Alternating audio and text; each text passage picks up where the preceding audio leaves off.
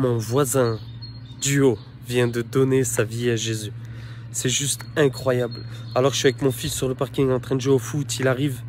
Et regardez d'une chose simple, je lui demande si sa voiture est bien, si sa voiture est confortable, s'il est content de sa belle voiture.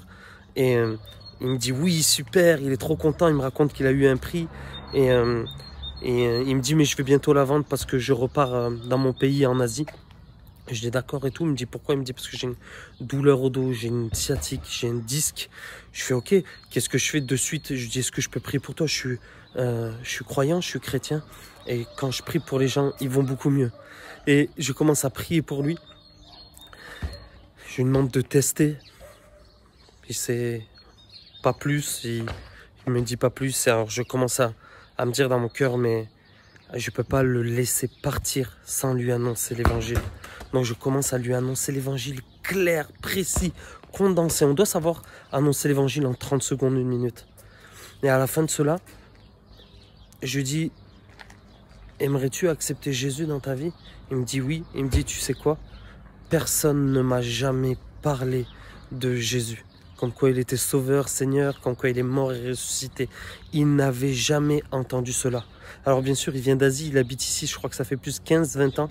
Et aucun chrétien, aucune personne l'a rencontré. Il lui a parlé de Jésus. Alors à ce moment-là, je l'ai expliqué, je l'ai amené à se repentir. Il a accepté Jésus comme sauveur et Seigneur.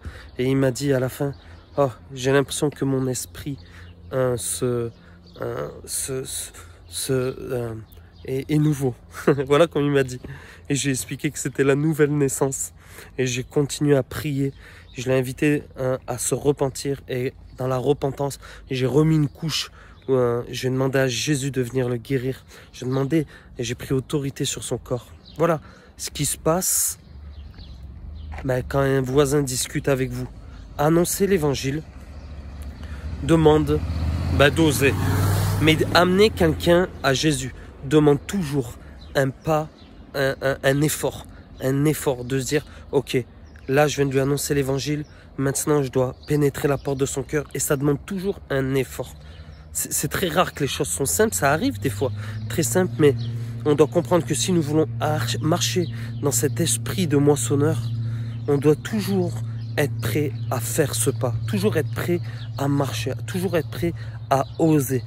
Et quand on commence à faire cela, il y a comme spirituellement, il y a quelque chose qui se passe et on commence à mentionner de plus en plus. Soyez bénis abondamment et n'oubliez pas, vos voisins vous attendent.